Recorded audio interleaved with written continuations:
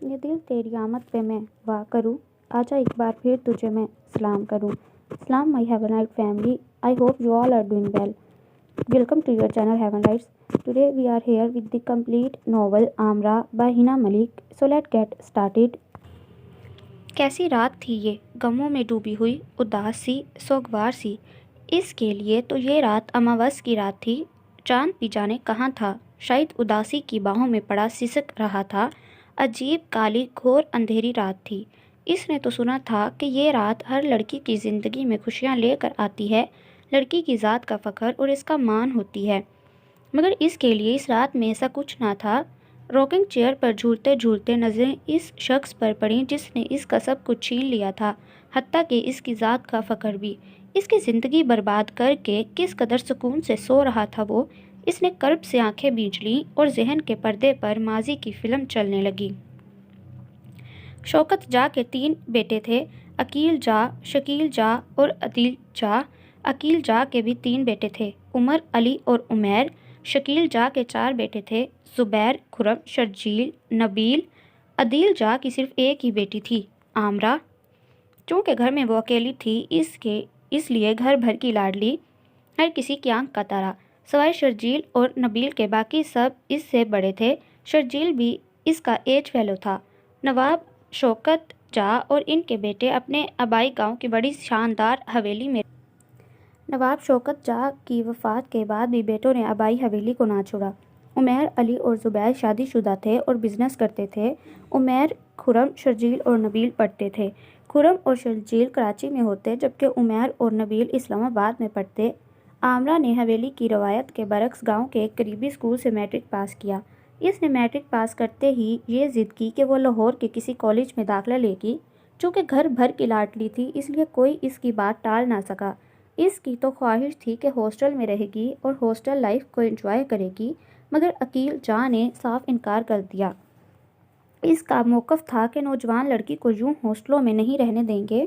لاہور میں شوکت جا کی خالہ زاد بہن کی بیٹی کا گھر تھا، وہ آمرہ کے رشتے کی پھوپھی لگتی تھیں، سو ان کے گھر آمرہ کے قیام کا انتظام کیا گیا۔ عمیر اور آمرہ میں شروع سے کافی انسیت اور دوستی تھی۔ جب وہ لاہور جا رہی تھی تو عمیر بڑا اداس نظر آیا۔ تمہارے بغیر تو میں اداس ہو جاؤں گا۔ تو تم کون سا یہاں رہتے ہو، تم تو اسلام آباد میں ہوتے ہو، لیکن جب میں گھر آیا کروں گا تو تم تو یہاں نہیں ہوگی۔ بے حد دل گرفتہ تھا۔ تو میں بھی آ جایا کروں گی، دیکھو ہمیں وہاں جا کر بھول نہ جانا، عمیر نے کہا۔ عمیر بھی ایسی کر رہا تھا اور پھر وہ لاہور آ گئی۔ میمونہ پھپھو کے شوہر کا انتقال ہو چکا تھا۔ ان کے صرف 2 بچے تھے، سب سے بڑا برداشت افریدی اور اس سے صرف 1 سال چھوٹی عظمیٰ۔ عظمیٰ کی شادی ہو چکی تھی اور اب وہ ملتان میں رہتی۔ برداشت تھا تو عظمیٰ سے بڑا، مگر ابھی شادی نہیں ہوئی تھی۔ بڑی گریسفل اور ڈیسنٹ پرسنالٹی تھی اس کی، ہر وقت یا تو بزنس میں مگن رہتا یا اپنے کمرے میں الگ تھلگ رہتا۔ وہ روز وہ لون میں بیٹھی تھی کہ سامنے دیوار پر 2 نیلے طوطے دکھائی دیے۔ وہ انہیں دیکھتے دیکھتے کہیں دور نکل گئی۔ آمرہ، پتہ ہے مجھے یہ نیلا نیلا آسمان بہت پسند ہے، پتہ ہے مجھے نیلے طوطے۔ عمیر چونکہ نیلے رنگ کا دیوانہ تھا اس لیے وہ اسے نیلا طوطا کہا کرتی۔ مجھے تو وہ ہر چیز بے حد پسند ہے، جیسے نیلا پانی، نیلے پھول اور تمہاری نیلی جھیل سی آنکھیں۔ وہ کچھ شوق سا ہو گیا۔ اور تمہارا یہ نیلا پین، آمرہ نے ایک پین فضا میں لہرایا۔ ارے یہ تمہارے پاس کیسے آیا؟ میں کئی روز سے اسے تلاش کر رہا تھا، میں نے تمہارے کمرے سے اٹھایا تھا۔ ویسے یار پکی چور ہو تم، وہ مسکرایا۔ کیا کہا؟ میں چور ہوں اور تم کیا ہو؟ وہ لڑاکا عورتوں کی طرح ہاتھ کمر پر رکھے اس کے مقابل آ کھڑی ہوئی۔ چورنی کے گھر والا، شرارت سے اس کی پونی کھینچی اور اگلے ہی لمحے وہ وہاں سے بھاگ گیا۔ آمرہ کے لبوں پر گہری مسکراہٹ تھی۔ ارے آمرہ بیٹا، کس بات پر ہنس رہی ہو؟ ہمیں بھی تو بتاؤ۔ میمونہ پھپھو نے آ کر اس کی سوچوں کو منتشر کر دیا۔ وہ کچھ نہیں پھپھو، بس ایسے ہی۔ وہ ٹال گئی۔ اسی لمحے گاڑی پورچ میں آ کر رکی۔ پھپھو کھل اٹھی۔ عظمیٰ باجی اپنے بچوں اور میاں کے ساتھ آئی تھیں، ان کا دیور خضر بھی ساتھ تھا۔ آنٹی یہ کون ہے؟ پرشوق نگاہیں آمرہ پر ٹکاتے ہوئے اس نے پوچھا۔ آمرہ کو اس کی نگاہیں عجیب محسوس چبھتی ہوئی لگی، بدن کے آر پار ہونے والی نگاہیں۔ بھتیجی ہے میری، رشتے کے بھائی کی بیٹی۔ لاہور پڑھنے آئی ہے۔ اوہ آئی سی۔ وہ مزید تو کچھ نہیں بولا مگر اس کی نظریں بہت کچھ کہہ رہی تھیں۔ عامرہ نے وہاں سے ہٹ جانا مناسب سمجھا۔ باجی آپ کا نام تو بہت مشکل ہے، 7 سالہ اسد نے کہا تو وہ مسکرا دی۔ اچھا تو آپ ایسا کریں میرا نام ہی نہ لیا کریں۔ نہیں میرا دل چاہتا ہے آپ کو نام سے پکارنے کو، اسد کے بجائے خضر نے جواب دیا۔ اچھا تو ایسا کرو مجھے باجی کہا کرو۔ اسد تم سے کہہ رہی ہیں، خضر نے کہا۔ جی میں آپ کی بھی باجی ہی ہوں۔ لا حول ولا قوت، مجھ سے 3-4 سال تو چھوٹی ہوں گی آپ۔ عامرہ نے بحث ضروری نہیں سمجھی اور بچوں کو لے کر اٹھ کھڑی ہوئی۔ خضر عجیب دل پھینک قسم کا لڑکا تھا، اچھا خاصا ڈیسنٹ نظر آتا مگر اس کی آنکھیں بہت مکار لگتیں۔ اس روز بھی وہ کچن میں کھڑی تھی جب خضر نے پیچھے سے آ کر اس کی آنکھوں پر ہاتھ رکھ دیا۔ کون؟ میں ہوں، شوق انداز سے بھرپور لہجے میں بولا۔ کون؟ خضر بھائی۔ عامرہ نے پہچان کر ایک جھٹکے سے اس کے ہاتھ ہٹائے۔ یہ کیا بدتمیزی ہے؟ اس کا انداز خضر کے لیے متوقع نہیں تھا۔ اس میں اتنا غضبناک ہونے والی کیا بات ہے؟ خضر بھائی میں آپ کی کوئی گرل فرینڈ نہیں ہوں، اور پلیز آئندہ مجھ سے ایسے بیہودہ مذاق کرنے کی ضرورت نہیں۔ وہ وہاں سے چلی گئی جبکہ خضر سر جھٹک کر رہ گیا۔ عظمیٰ باجی 10 دن رہنے کے بعد واپس چلی گئیں۔ جتنے دن وہ رہیں خضر نے عامرہ کو تنگ کر کے رکھ دیا۔ اس نے نوٹ کیا تھا کہ برداشت کو بھی خضر کو زیادہ پسند نہ تھا۔ آپ ہمیں یاد کریں گی؟ جاتے سمے خضر نے اس سے پوچھا تھا۔ جی نہیں، اول تو ایسا ممکن ہی نہیں، اگر آپ یاد آ بھی گئے تو میں آیت الکرسی پڑھ لوں گی۔ عامرہ کے اس جواب پر قریب ہی کھڑے برداشت کے لبوں پر مسکراہٹ سے بکھر گئی۔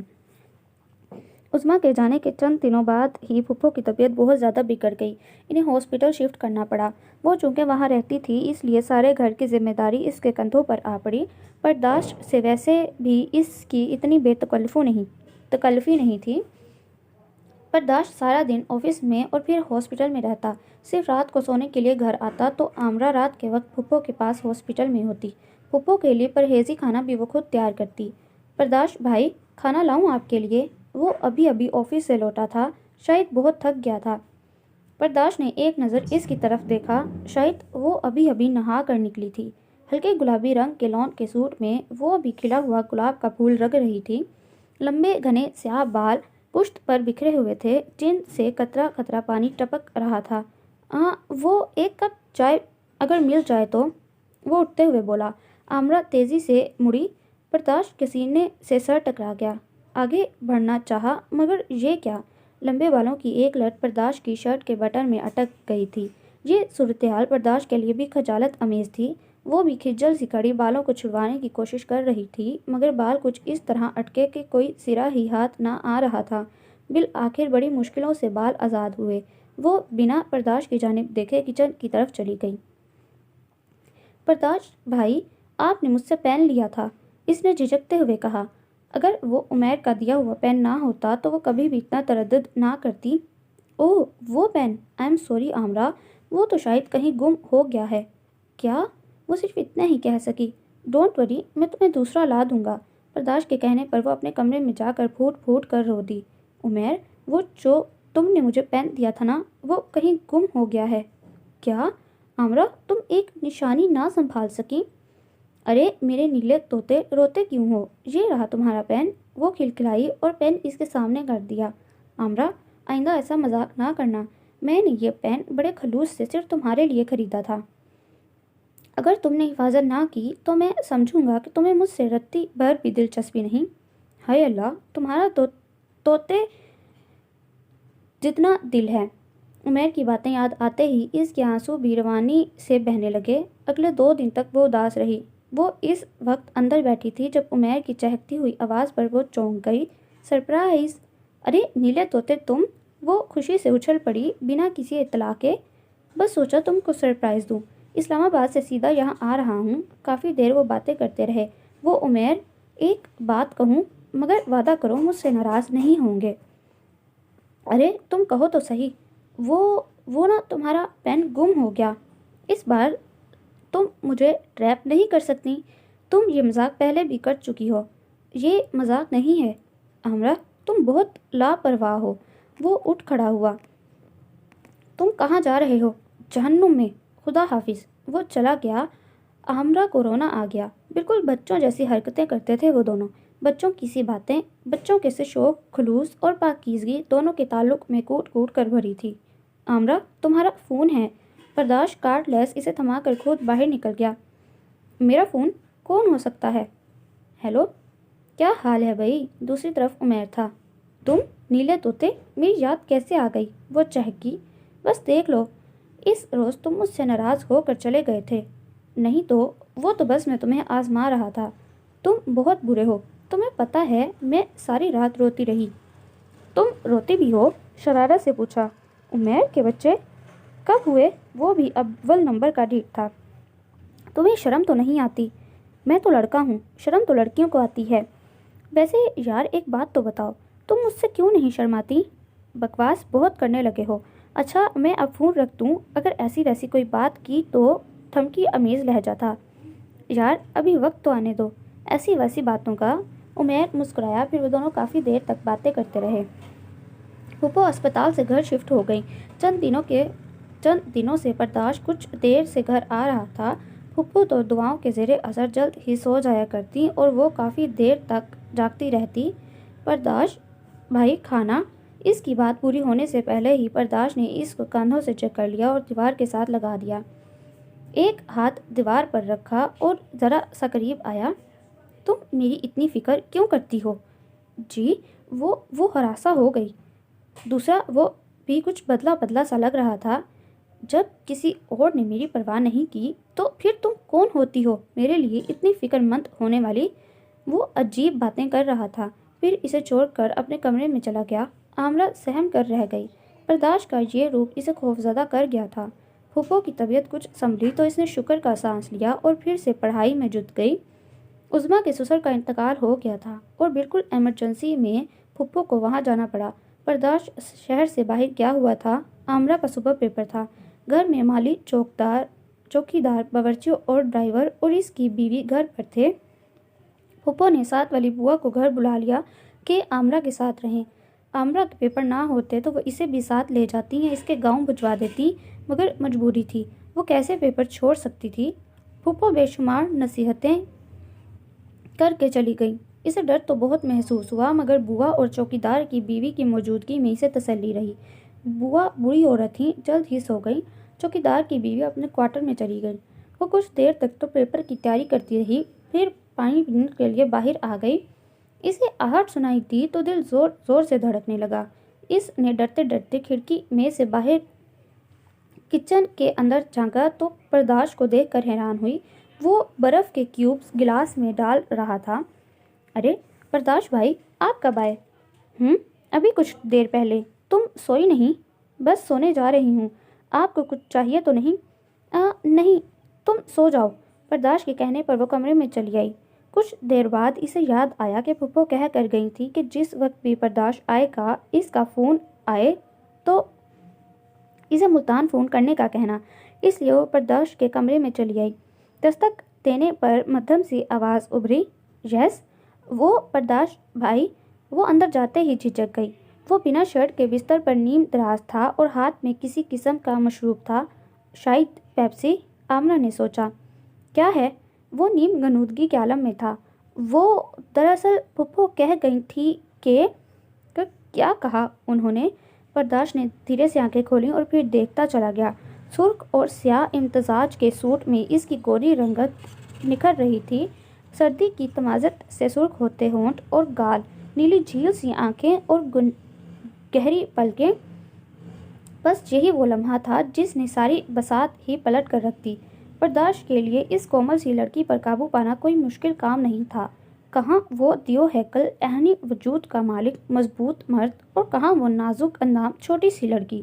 ساری آہو بقا بیکار گئی، کیونکہ وہاں کوئی انسان نہیں بلکہ درندہ تھا۔ جانے کس وقت وہ روتے روتے بے ہوش ہو گئی۔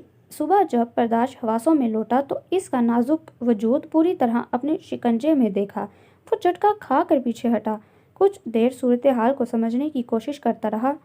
اوہ میرے خدا، یہ کیا ہو گیا مجھ سے؟ رات کے مناظر فلم کی طرح اس کے ذہن میں گھومنے لگے۔ کیوں کیا میں نے ایسا؟ کیوں میں نے ایک معصوم لڑکی سے اس کی معصومیت چھین لی؟ وہ رو دینے کو تھا، کچھ دیر اسے اپنے حواس بحال کرنے پہ لگے، پھر وہ سلیپر پیروں میں ڈالتا اٹھ کر باہر آ گیا۔ تمام ملازمین ابھی تک اپنے کوارٹروں میں تھے، بوہا ابھی تک سو رہی تھیں۔ وہ دوبارہ اپنے کمرے میں آ گیا، گلاس کا پانی بھر کر عامرہ کے منہ پر چپٹے مارے، مگر وہ ہوش میں نہ آئی۔ پھر اپنا ہاتھ مضبوطی سے اس کے ناک اور ہونٹوں پر رکھا۔ کچھ ہی دیر بعد وہ ہوش میں آ گئی اور پھٹی پھٹی آنکھوں سے کبھی اسے اور کبھی چھت کو گھورنے لگی۔ وہ نظریں چرا گیا۔ عامرہ، آر یو آل رائٹ؟ جانے کس دل سے وہ یہ پوچھ رہا تھا، حالانکہ پتہ تھا وہ درست حالت میں نہیں تھی۔ اتنا بڑا حادثہ جو ہو گیا تھا اس کے ساتھ۔ وہ اس کے لیے جوس لے آیا۔ اٹھو، یہ پی لو۔ پرداش نے اس کو اٹھایا۔ عامرہ نے تڑپ کر اس کی طرف دیکھا۔ ایک ایک بات یاد آنے لگی۔ اپنے عظیم نقصان کا احساس ہوتے ہی اس کی آنکھوں میں خون اتر آیا۔ بول، کیا بگاڑا تھا میں نے تیرا؟ کیوں کیا تو نے یہ ظلم میرے ساتھ؟ درندے، ظالم، دور ہو جاؤ میری نظروں سے۔ نفرت ہے مجھے تم سے۔ وہ اس کا گریبان پکڑ کر چلا دی، تماچوں سے اس کا چہرہ سرخ کر دیا۔ پرداش خاموش کھڑا رہا۔ بالآخر وہ خود ہی تھک کر کسی ٹوٹی شاخ کی طرح بستر پر ڈھہ گئی۔ عامرہ، دیکھو، اپنے آپ کو سنبھالو، اس طرح تو تماشا بن جائے گا۔ اپنے آپ کو نارمل کرنے کی کوشش کرو، وہ سمجھا رہا تھا۔ عامرہ اس پر ایک زرد دیدہ نظر ڈال کر باہر نکل گئی۔ سارا دن اپنے کمرے میں گزارا۔ پرداش صبح سے ہی آفس کے لیے نکل گیا۔ وہ سارا وقت اپنے کمرے میں روتی ہی رہی۔ ایسی زندگی سے موت ہی بہتر ہے۔ ہاں، مجھے مر جانا چاہیے۔ وہ یہی سوچ کر دیوانوں کی طرح دوڑتے ہوئے اوپر چھت پر چلی گئی۔ ارادہ تھا کہ چھلانگ لگا کر خودکشی کر لے۔ ابھی آگے بڑھنے ہی لگی تھی جب کسی کے بازو نے اسے تھاما۔ عامرہ نے مڑ کر دیکھا تو پرداش کو موجود پایا۔ پرداش اتفاقاً اسی وقت گھر آیا تھا اور اسے یوں دیوانہ وار چھت کی طرف جاتا دیکھ کر فوراً اس کے پیچھے آیا۔ چھوڑو مجھے، مر جانے دو مجھے۔ وہ اپنا آپ چھڑوانے کے لیے مچل رہی تھی۔ عامرہ، پاگل مت بنو، ہوش میں آؤ۔ پرداش نے اسے جھنجھوڑا، مگر جب وہ کسی طرح قابو نہ آئی تو ایک زوردار تھپڑ دے مارا۔ وہ ایک دم سناٹے میں آ گئی اور پھر وہیں بیٹھ کر رونے لگی۔ پرداش نے بڑی پریشانی سے اپنے بالوں میں ہاتھ پھیرا۔ سنو عامرہ، جو ہوا اسے خواب سمجھ کر بھول جاؤ۔ اپنی زبان پر قفل لگا لو۔ اگر کسی کو بتاؤ گی تو نقصان اٹھاؤ گی۔ وہ اسے سمجھانے لگا۔ ابھی کچھ اور نقصان ہونا باقی ہے۔ روتے روتے سر اٹھایا، وہ نظریں چرا گیا۔ مجھے اپنے گھر جانا ہے۔ ٹھیک ہے، میں نہیں، آپ کے ساتھ نہیں جاؤں گی۔ آپ میرے گھر فون کر دیجئے اور میرے گھر والوں سے کہیے کہ آ کر اس زندہ لاش کو لے جائیں۔ روتے روتے اس کی آواز پھٹنے لگی۔ پرداش کا دل کٹنے لگا۔ وہ اسے لے کر نیچے آ گیا اور اگلے ہی لمحے وہ حویلی کے لیے نمبر ڈائل کر رہا تھا۔ اف، کیسی قیامت تھی کہ وہ آئینے سے بھی نظریں چرانے لگا تھا۔ عامرہ کا حسن ہی ایسا توبہ شکن تھا کہ کسی بھی عابد و زاہد کا ایمان خراب کر سکتا تھا۔ جب رات تنہائی ہو اور مرد عورت کے درمیان کوئی پاکیزہ رشتہ بھی حائل نہ ہو تو مرد کو حیوان بننے میں دیر نہیں لگتی۔ وہ اپنے آپ کو اس قسم کے بہلاوے دے رہا تھا مگر دل کو قرار نہیں تھا۔ جب سے عامرہ گئی تھی وہ مسلسل انگاروں پر لوٹ رہا تھا۔ احساس گناہ خون بن کر رگوں میں دوڑ رہا تھا۔ بالآخر اس نے ایک فیصلہ کر ہی لیا۔ میمونہ کے آتے ہی اس سے بات کر لی۔ امی، میں وہ عامرہ سے شادی کرنا چاہتا ہوں۔ شکر ہے بیٹا، تمہیں کوئی لڑکی تو پسند آئی۔ مجھے بھی وہ بچی بڑی پسند ہے۔ میمونہ کھل اٹھی تھی۔ کچھ ہی دنوں بعد وہ پرپوزل لے کر حویلی جا پہنچی۔ ادھر عامرہ کا یہ حال تھا کہ جب سے آئی تھی ایک چپ سی لگ گئی۔ وہ کسی کو بھی اپنے اوپر ہونے والے ظلم کا نہ بتا سکی۔ پرداش کا پرپوزل آیا تو گھر والوں نے کچھ پس و پیش کے بعد ہاں کر دی۔ گھر کے لڑکوں میں ابھی کوئی بھی شادی کرنے کی پوزیشن میں نہ تھا کیونکہ سب پڑھ رہے تھے، جبکہ مہرین جا، عامرہ کی والدہ، بضد تھیں کہ ان کی زندگی میں ہی بیٹی کی شادی کر دی جائے۔ وہ کینسر کے مرض میں مبتلا تھی۔ ایک ماہ کے اندر اندر سب ہو گیا۔ عمیر کو جب سے عامرہ کی شادی کا علم ہوا تھا اس نے اسلام آباد سے گھر آنا کم کر دیا۔ عامرہ کا تو گویا ایک خاموش بت کا سا حال تھا۔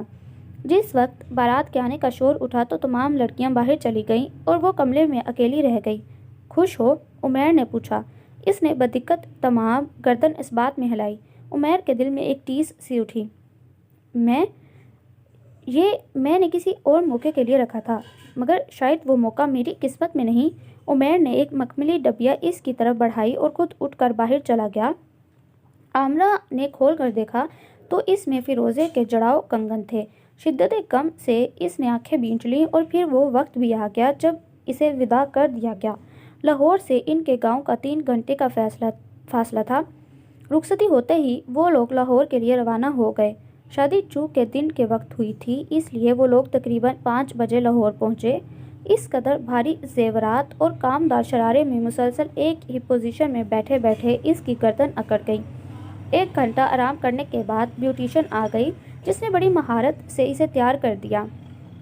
میمونہ کے اکلوتے بیٹے کی شادی تھی۔ گھر میں بے حد رونق لگی تھی۔ فنکشن ختم ہونے کے بعد عثمہ اسے کمرے میں بٹھا کر چلی گئی۔ برداشت اس کے قریب بیٹھ گیا۔ ارادہ ہاتھ تھامنے کا تھا مگر وہ جھٹکے سے دور ہٹی۔ مجھ سے دور رہیے برداشت افریدی، یہ عروسی روپ آپ کے لیے نہیں سجایا گیا۔ عامرہ پلیز، جو کچھ ہوا وہ انجانے میں ہوا، مجھے معاف کر دو۔ معافی؟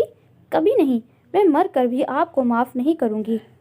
پلیز، میں بہک گیا تھا، میں نے بہت سے دن پچھتانے میں گزارے ہیں۔ وہ واقعی شرمندہ تھا جب ہی معافی مانگ رہا تھا، ورنہ معافی مانگنا برداشت افریدی کی خصلت میں نہ تھا۔ میں کچھ سننا نہیں چاہتی، سمجھے آپ؟ اور کان کھول کر سن لیں، میں آپ کو شوہر تسلیم نہیں کرتی۔ میری نظر میں آپ کی وقت محض ایک لٹیرے کی سی ہے۔ اگر آپ نے میری مرضی کے خلاف مجھے استعمال کرنے کی کوشش کی تو یاد رکھیے گا میں خودکشی کرنے سے بھی دریغ نہیں کروں گی۔ بے حد کٹھور اور نخوت بھرا لہجہ تھا۔ برداشت چپ ہو گیا۔ اس نے کبھی بھی نہیں سوچا تھا کہ اس کی شادی عامرہ سے ہوگی۔ سفر کی تکان کی وجہ سے وہ جلد ہی سو گیا، جبکہ عامرہ نے ساری رات راکنگ چیئر پر جھولتے ہوئے اپنا تلخ ماضی یاد کرنے میں گزار دی۔ ہال میں لوٹتے ہی اس کی نظر برداشت پر پڑی تھی۔ یہ شخص واجب القتل ہے۔ اگر اس کے اختیار میں ہوتا تو وہ اس وقت اس کا خاتمہ کر دیتی۔ شادی، ولیمہ، دعوتیں، سب کچھ ختم ہو گیا۔ 2 ماہ ہونے کو آئے تھے مگر وہ اس سے اس طرح بیگانہ تھی۔ البتہ دنیا داری وہ دونوں بہت اچھی طرح نبھا رہے تھے۔ زبیر بھائی کا بیٹا پیدا ہوا تھا اور حویلی میں جشن کا انتظام کیا گیا۔ وہ شادی کے بعد پہلی بار گاؤں جا رہی تھی۔ بھائی، تم تو پیا دیس جاتے ہی سب کو بھول گئیں، بھابھی نے شکوہ کیا۔ لگتا ہے برداشت بھائی کی سنگت نے میکے والوں کی یاد ختم کر دی ہے، دوسری بھابھی کے کہنے پر وہ پھیکی سی ہنسی ہنس دی۔ برداشت بستر پر نیم دراز تھا جبکہ وہ کافی دیر سے تیار ہو رہی تھی۔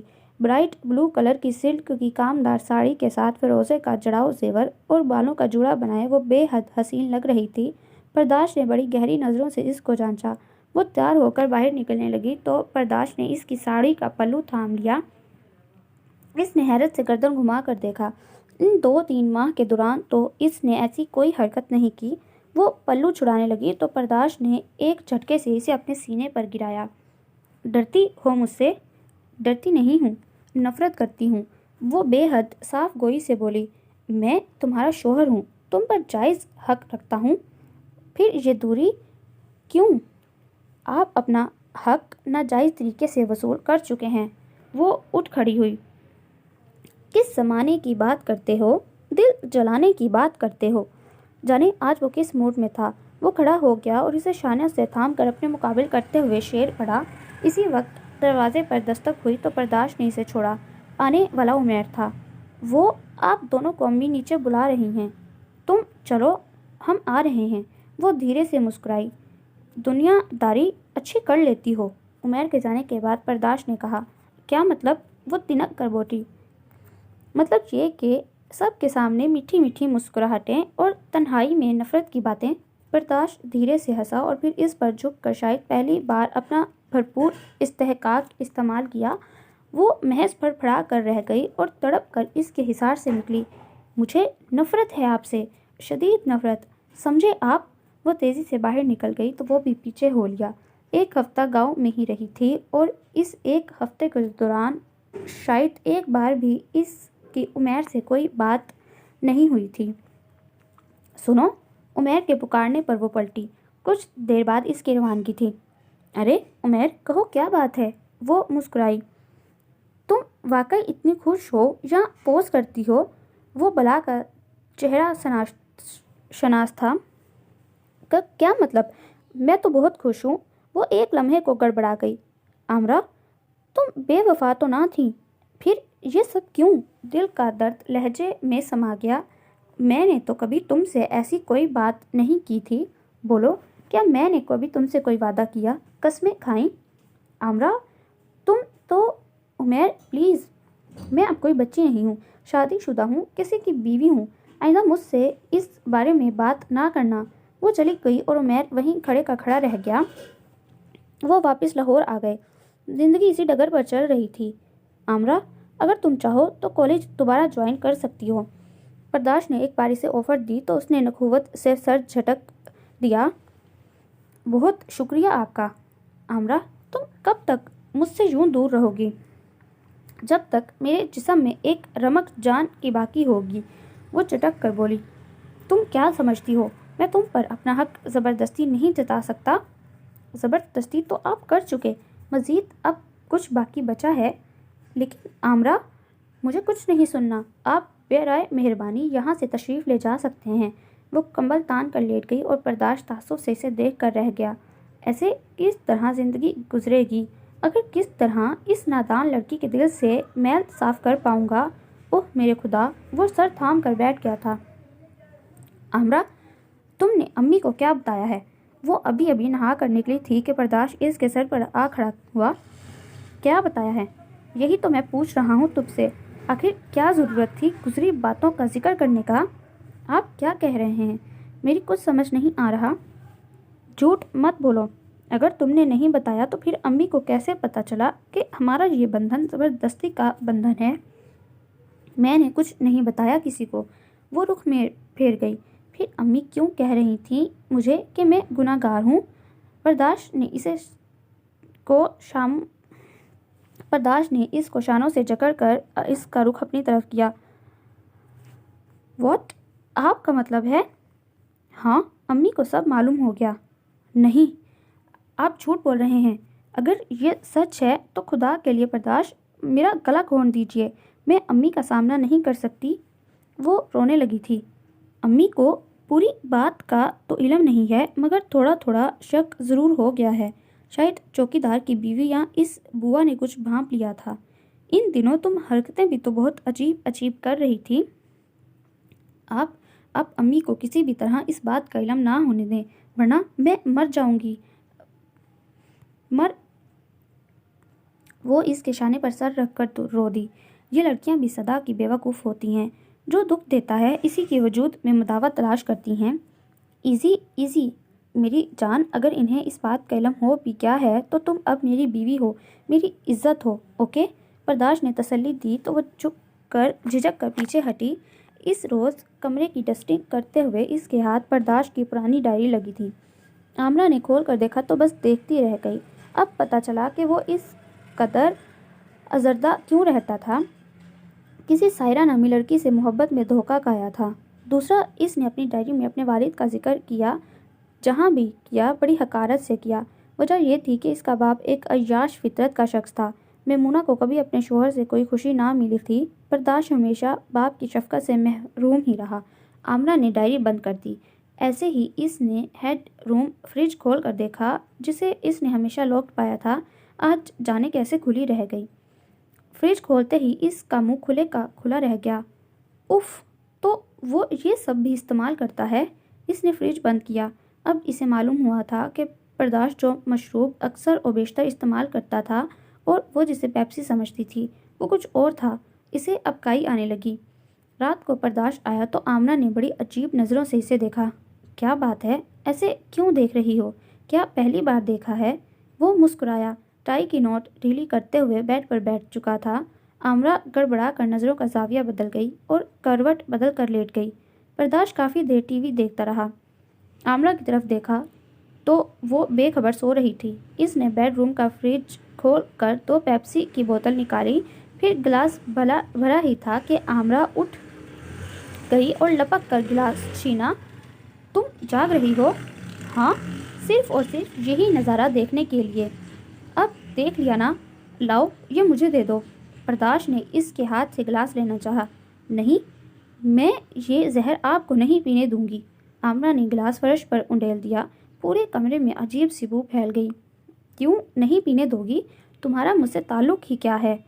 وہ لاجواب ہو گئی. وہ استہزائیہ انداز میں ہنسا.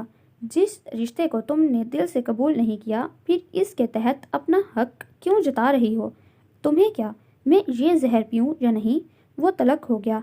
आमरा क्या कहती, चुप रही। ये वो चीज़ है जिसको पी कर मैं चंद लम्हों के लिए माजी की तलखियों को भुला देता हूँ।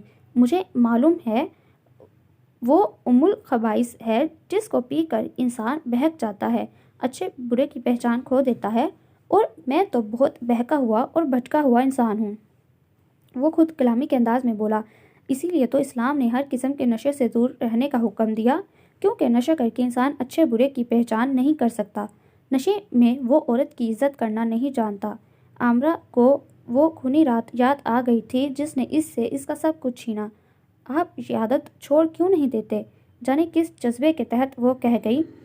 किसके लिए छोड़ूं? हाँ बोलो, कौन है मेरा अपना? सब ही तो बेगाने हैं, सब ने मुझे धोखा दिया। क्या करूं मैं? मुझे नफरत है अपनी ज़िंदगी से। इसके दिल की तलखी ज़ुबान पर आ गई, कलब हलक तक कड़वा हो गया। आमरा ने जो जवाब ना दिया और करवट बदल कर लेट गई। आमरा बेगम, हक इस चीज़ पर जताया जाता है जिसे दिल से अपनाया जाए। इस्तेहकाक इस चीज़ पर अच्छा लगता है जो अपनी हो, और मैं बकौल तुम्हारे सिर्फ एक लुटेरा हूँ और बस।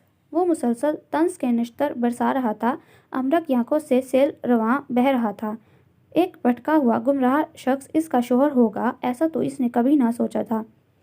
बर्दाश्त चंद दिनों के लिए लाहौर से कराची गया था, शायद बिजनेस का कोई काम था, मगर 2 हफ्ते गुजर गए, वो आया ना ही इसका कोई खत, टेलीफोन वगैरह। मैमूना बेहद परेशान थी। आमरा का दिल भी अजीब और गरीब वहमों में भटका हुआ था। कराची के हालात भी अच्छे ना थे, आए दिन दहशत गर्दी होती थी। वो बेहद फिक्रमंद थी। जैसा भी था, वो अब इसका शोहर था और शोहर के लिए फिक्रमंद होना एक फितरी सी बात थी। मैमूना तो बिस्तर से जा लगी थी।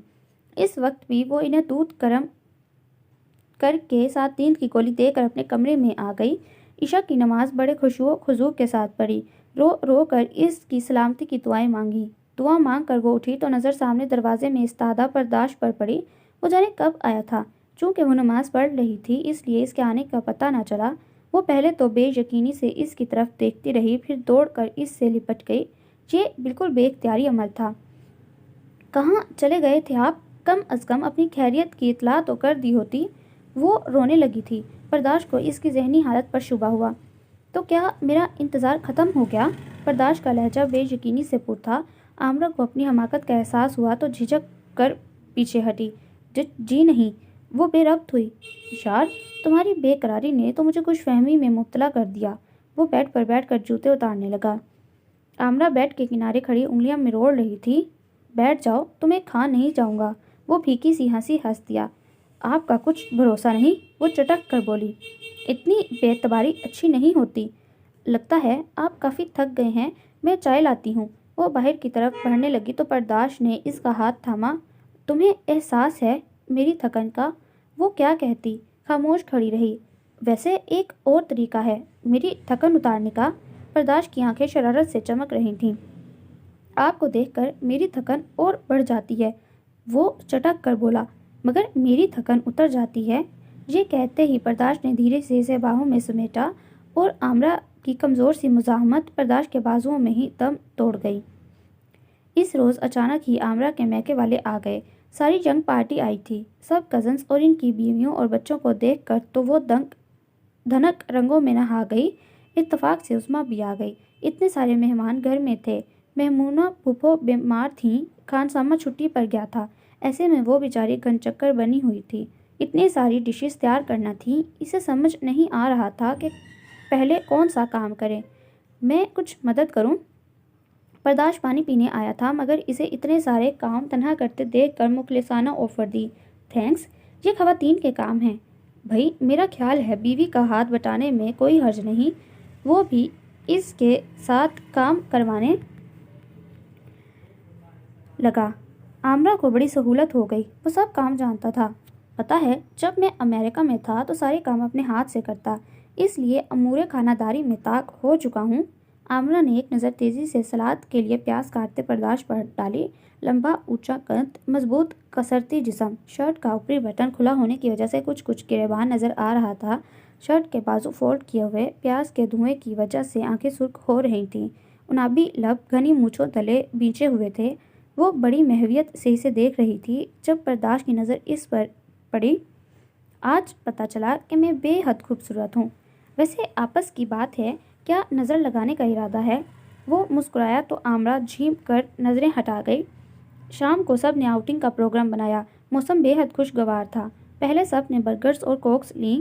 خواتین نے کچھ شاپنگ کی۔ آمرہ نے اپنے لیے کچھ نہیں خریدا۔ ارے آمرہ، تم نے تو کچھ نہیں لیا اپنے لیے؟ بھابھی نے اسے الگ تھلگ کھڑے دیکھ کر کہا۔ بھابھی، ابھی کچھ لینے کو دل نہیں کر رہا۔ ویسے بھی ابھی تو جہیز اور بری کی بے شمار چیزیں پیک پڑی ہیں۔ برداشت بھائی، لگتا ہے آپ نے ہماری اس پیاری سی نند پر پابندیاں لگا رکھی ہیں۔ بھابھی قریب ہی کھڑے برداشت سے مخاطب ہوئی۔ نہیں بھابھی، ایسی تو کوئی بات نہیں۔ دراصل آپ کی نند کو ہی شاپنگ کرنے کا شوق نہیں۔ کیوں بھائی آمرہ، اتنی بڑی تبدیلی؟ ورنہ شادی سے پہلے تو تم بازار جانے کے لیے ہر وقت تیار رہتی تھیں۔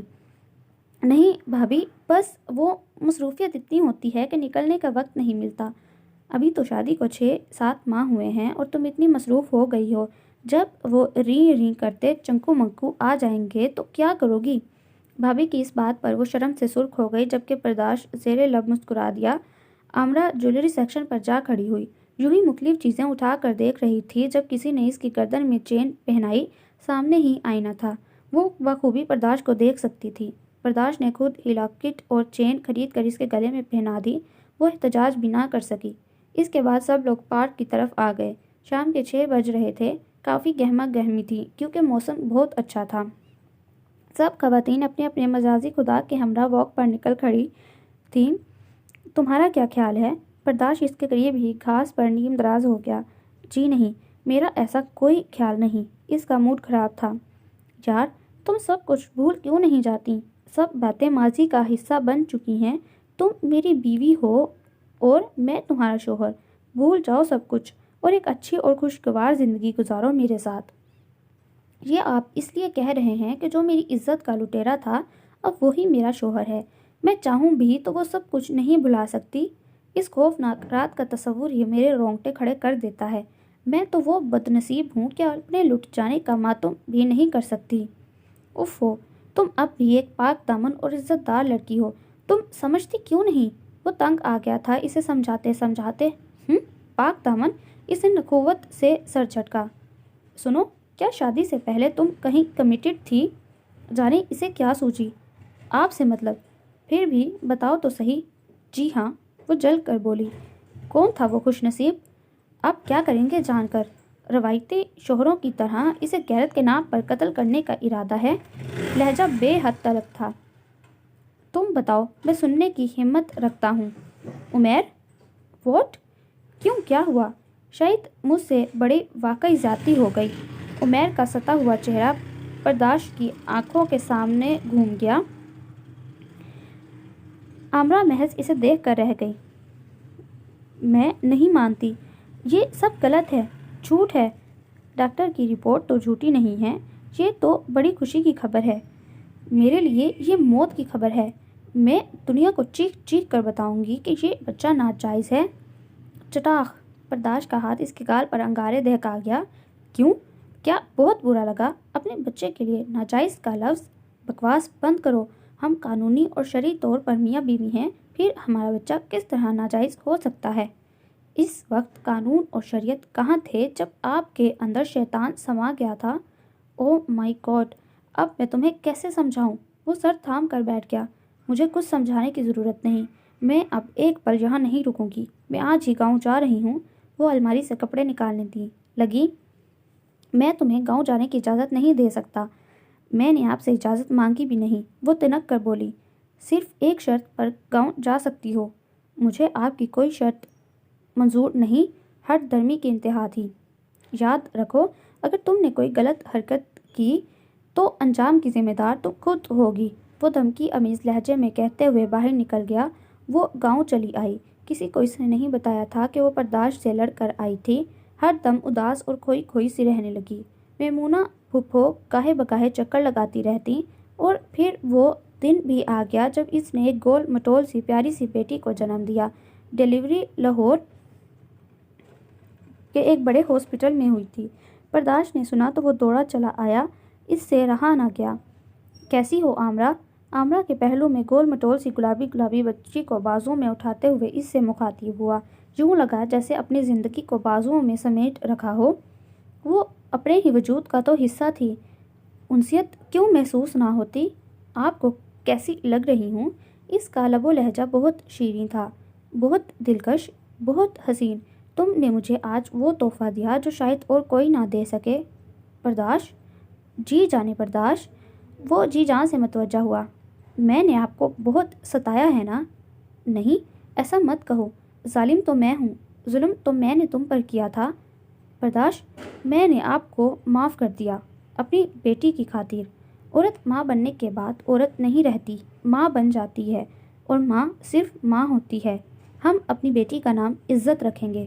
عامرہ کے چہرے پر ممتا کا نور برس رہا تھا۔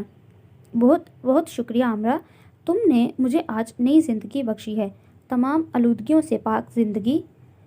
عامرہ زندہ باد، عزت پائندہ باد۔ So listener, that was the end of today's novel. Hope that you like it. Do subscribe if you like. It is the only source of motivation for me, and also share with your family and friends. بہت جلد ملتی ہوں ایک نئے novel کے ساتھ، تب تک کے لیے اللہ حافظ۔